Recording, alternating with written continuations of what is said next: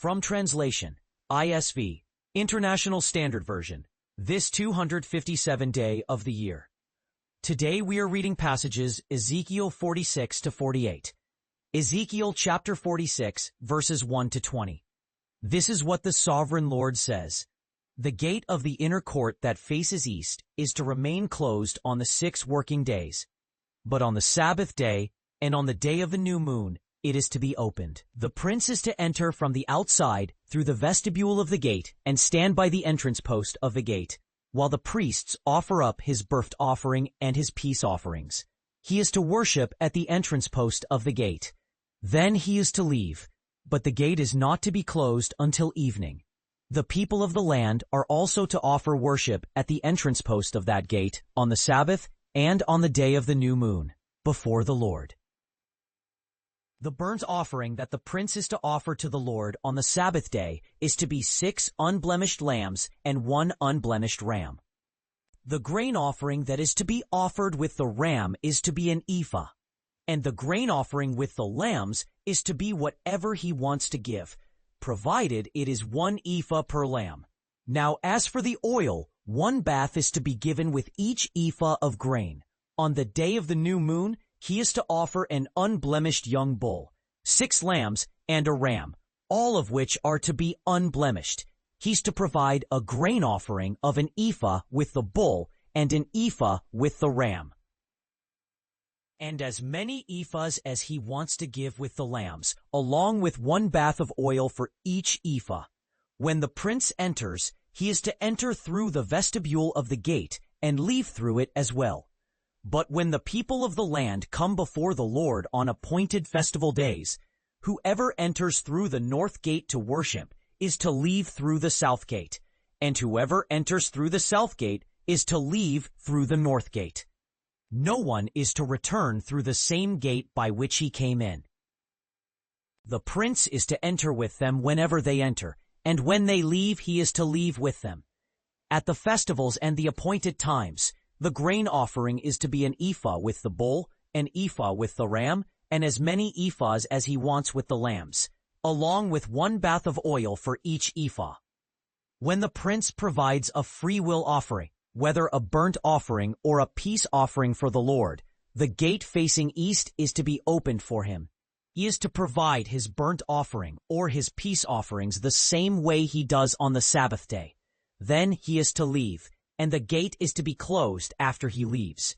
You are to provide a lamb, a year old, without blemish, as a daily burnt offering to the Lord. You are to provide it every morning. Along with the lamb, you are to provide a grain offering of 1/10 of an ephah, mixed with 1/4 of a bath of oil. This is to be a perpetual ordinance regarding the grain offering to the Lord, provided continually. Thus the lamb and the grain offering and the oil are to be provided every morning for a continual burnt offering. This is what the Sovereign Lord says. If the prince gives a gift to one of his sons, it is to remain with that son as his inheritance. If he gives a gift from his inheritance to one of his servants, it is to remain with that servant only until the year of liberty. Then it reverts to the prince. His inheritance is to be for his sons only. It cannot be transferred to another heirs. But if the prince gives a gift from his inheritance to one of his servants, it becomes that servant's property. He may keep it until the year of liberty, after which it reverts to the prince. The prince's inheritance is to be for his sons only. It cannot be transferred. The prince is not to take any part of the people's inheritance by driving them off their property.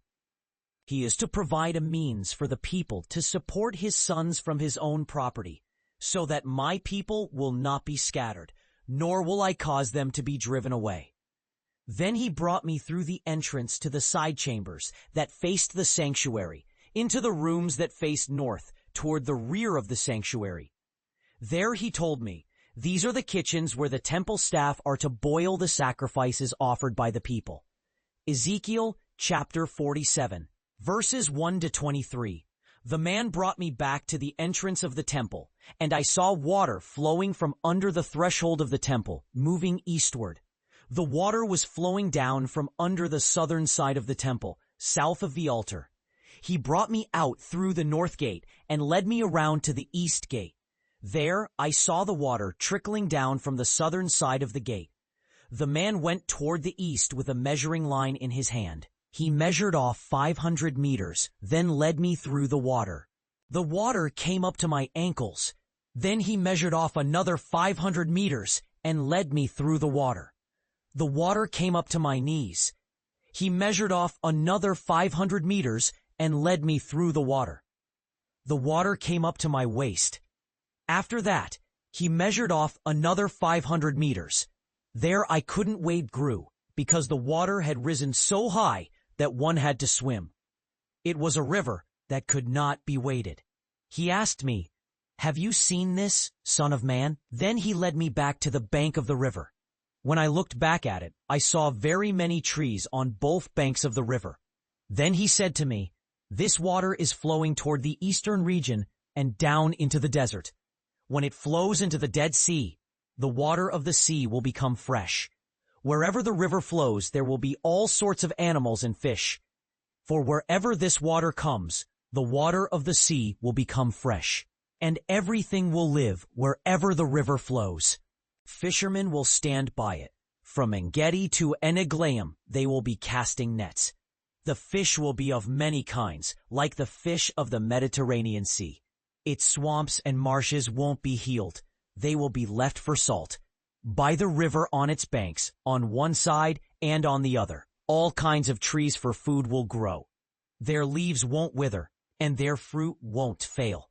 Every month they will bear fresh fruit, because the water for them flows from the sanctuary. Their fruit is for food, and their leaves are for healing. This is what the Sovereign Lord says. These are the boundaries by which you are to divide the land as an inheritance for the 12 tribes of Israel. Joseph is to have 2 portions.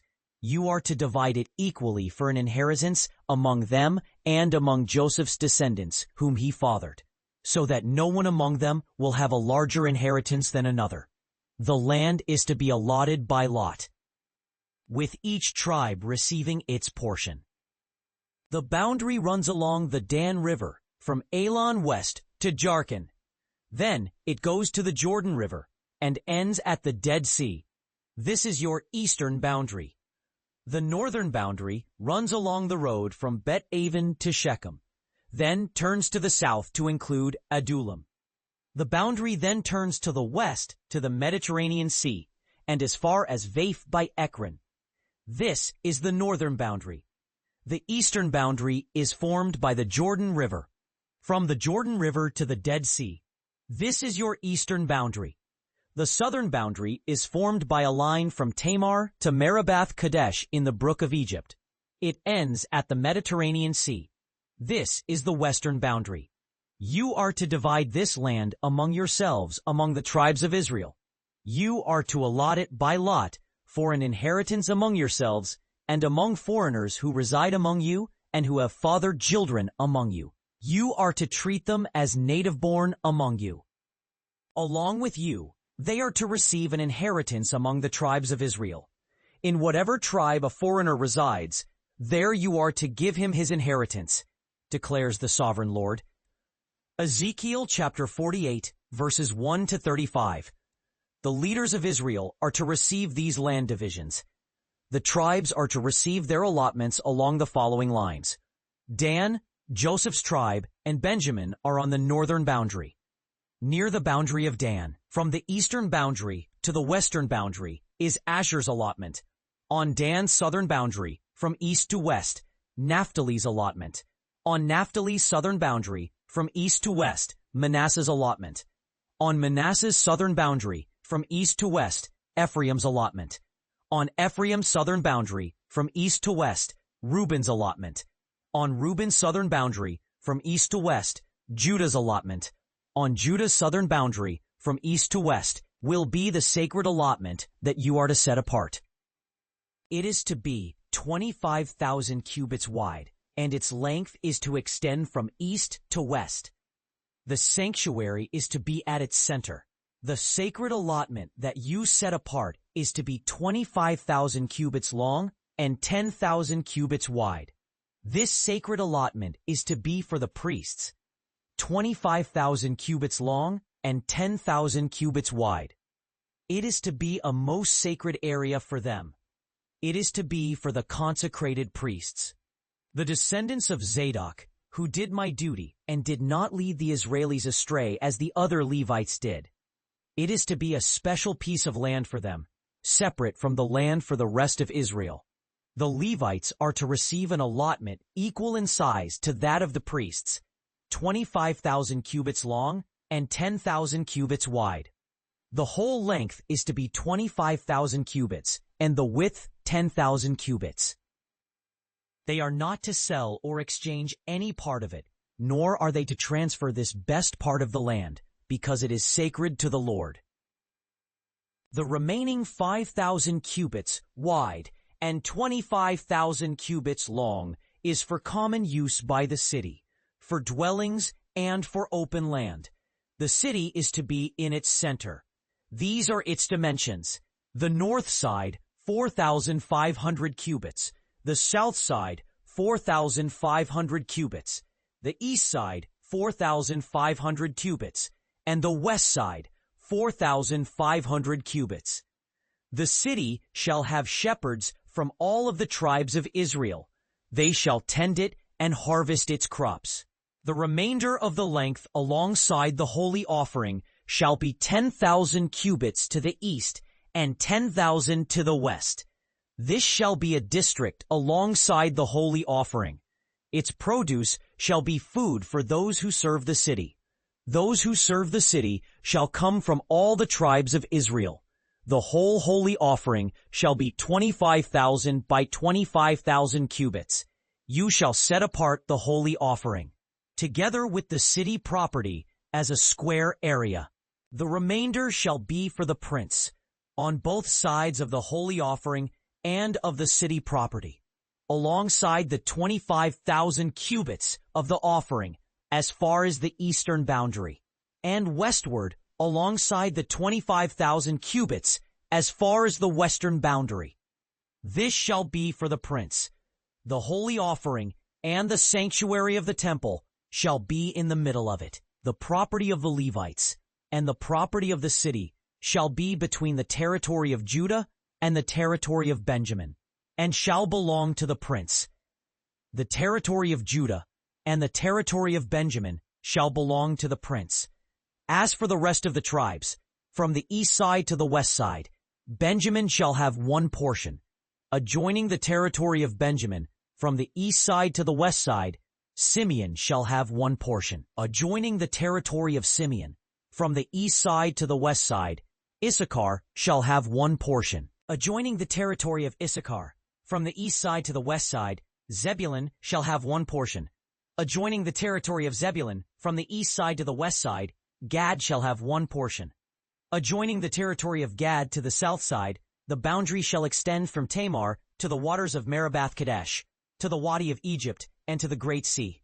This is the land that you shall divide by lot as an inheritance for the tribes of Israel. And these are their portions, declares the Lord God. These shall be the exits of the city.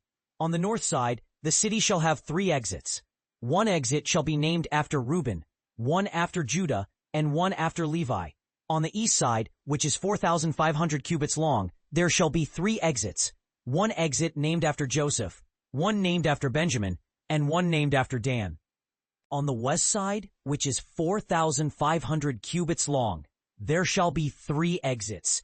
One exit named after Gad, one named after Asher, and one named after Naphtali.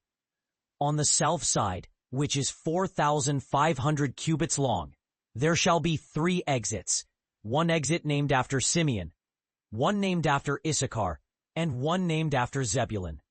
On the west side, which is 4,500 cubits long, there shall be 3 exits. One exit named after Judah, one named after Reuben, and one named after Gad. The circumference of the city shall be 18,000 cubits, and the name of the city from that day on shall be The Lord is There.